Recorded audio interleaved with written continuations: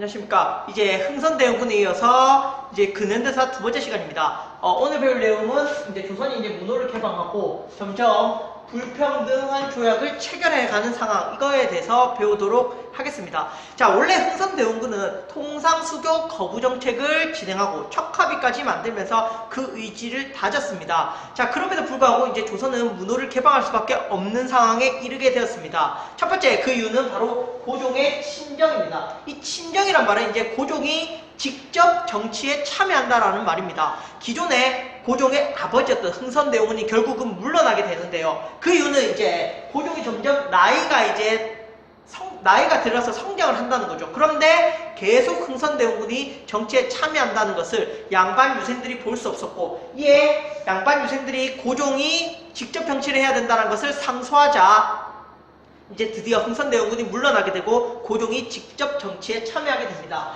자, 고종이 직접 정치에 참여하면서 고종의 힘이 세진 것이 아니라 고종의 부인이었던 명성황후, 즉 민씨 세력이 이제 집권을 하게 되고 많은 정치에 참여하게 됩니다. 여기에 함께 조선의 스물스물 통상개국론자라고 하는 인물들이 등장하게 됩니다. 통상개국론자들은 이제 조선도 서양의 발달된 문물을 받아들여야 된다라고 주장하는 사람이었고, 대표적으로 박규수, 유홍시, 오경석, 이 세 사람들이 대표적인 인물로 우리가 꼽을 수 있습니다.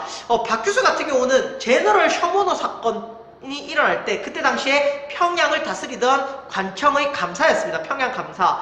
자, 그런데 특이하게도 약간 통상개국론자라는 거 우리가 주의 깊게 살펴볼 수 있습니다. 자, 어쨌든 이런 통상개국론자가 등장한 가운데 이제 다른 나라와 교역을 해야겠다, 이런 마음을 조선이 먹고 있었겠죠. 그 상황에서 은요 사건이 발생합니다. 기가 막힌 타이밍이었습니다. 이 은요 사건은 무엇이냐면은 일본이 조선에게 통상을 강요하기 위해서 강화도로 은요를 보냅니다. 당연히 허가받지 않은 배가 오니까 강화도에서는 한포 사격을 했겠죠.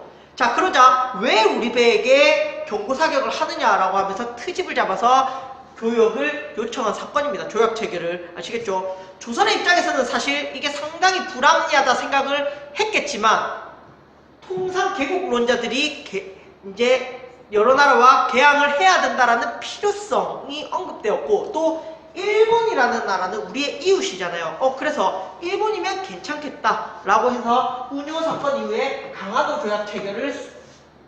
조약 체결을 이제 승인하게 됩니다. 실제로 강화도 조약 체결은 매우 불평등하게 이루어질 수밖에 없었습니다. 왜? 조선은 근대 조약에 대한 개념 이해가 제대로 되어 있지 않았겠죠. 그렇기 때문에 상당히 불평등한 조약이었는데 어떤 내용이 있었는지 살펴보도록 하겠습니다.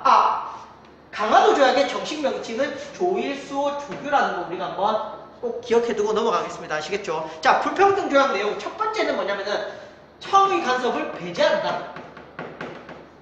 자, 조약 따로따로 다 읽어주지는 않겠습니다. 일단 첫 번째 내용에는 청의 간섭을 배제하겠다라는 의도가 있었고요. 자, 두 번째는 항구를 개항한다.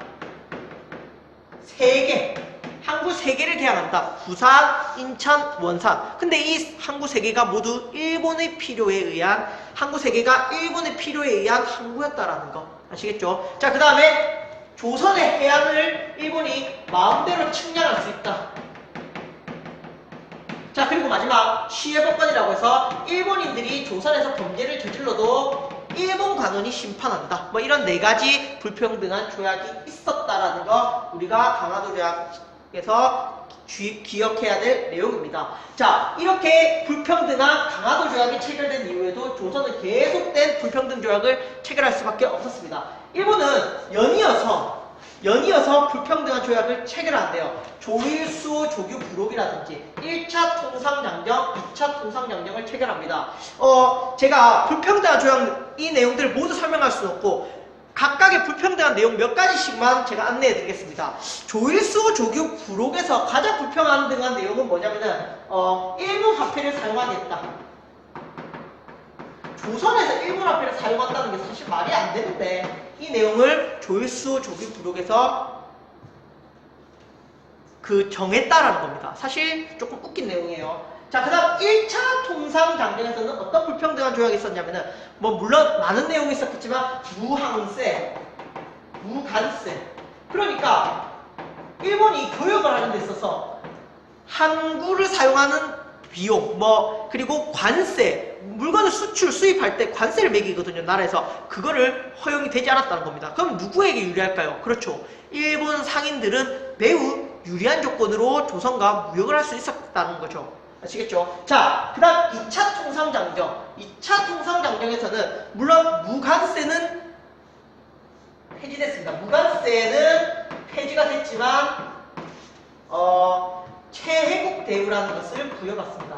이 최혜국 대우가 무엇인지 이걸 알아보기 위해서는 우리는 미국과 맺었던 불평등 조약을 한번 살펴봐야 되는데 미국과 어떤 불평등한 조약을 맺냐면은 조미수 통상조약이라는 것을 체결합니다. 이 조미수 통상조약은 1882년에 미국과 체결한 조약인데 여기서 최혜국 대우라는 것이 규정됩니다. 이 최혜국 대우는 뭐냐면은 최고 혜택을 부여하겠다는 겁니다. 만약에 조선이 다른 나라와 조약을 체결했는데 그 조약이 되게 좋은 조건으로 체결이 됐다. 그러면 미국은 최혜국 대우 적용을 받아서 그 나라의 조약에서 자기가 필요한 부분을 가져갈 수 있다는 겁니다. 이것은 이전에 체결해도 마찬가지고요. 자, 이것은 뭐냐면은 내가 가장 좋은 조건으로 조선과 조약을 체결할 수 있다. 그리고 필요한 조약 조건 이런 것들을 다른 나라와 체결한 조약 조건 중에 필요한 것을 가져올 수 있다. 그러니까 최고 혜택을 받을 수 있다는 겁니다. VIP 대접이죠. VIP 대접. 자, 이게 말이 됩니까? 이런 조약을 체결을 했고요. 일본이 이 조미수 통상조약을 체결한 이후에 이걸 보고 우리도 최혜국 대우를 가지고 싶다. 그래서 2차 통상장정 때 관세를 부여하는 대신 최혜국 대우를 가져온 겁니다. 아시겠죠? 물론 이런 내용들이 매우 불평등하게 체결되었다. 자, 그러면서 조선은 점점 야금야금 서양의 침입을 받게 되었다. 아시겠죠? 이런 내용들 우리가 정리하면서 오늘 여기까지 하겠습니다. 자, 다 같이 따라 읽어봅시다. 1876년 최초의 불평등 조약인 강화도 조약 이후 조선은 수많은 불평등 조약을 계속 체결하였다. 1876년 최초의 불평등 조약인 강화도 조약 이후 조선은 수많은 불평등 조약을 계속 체결하였다.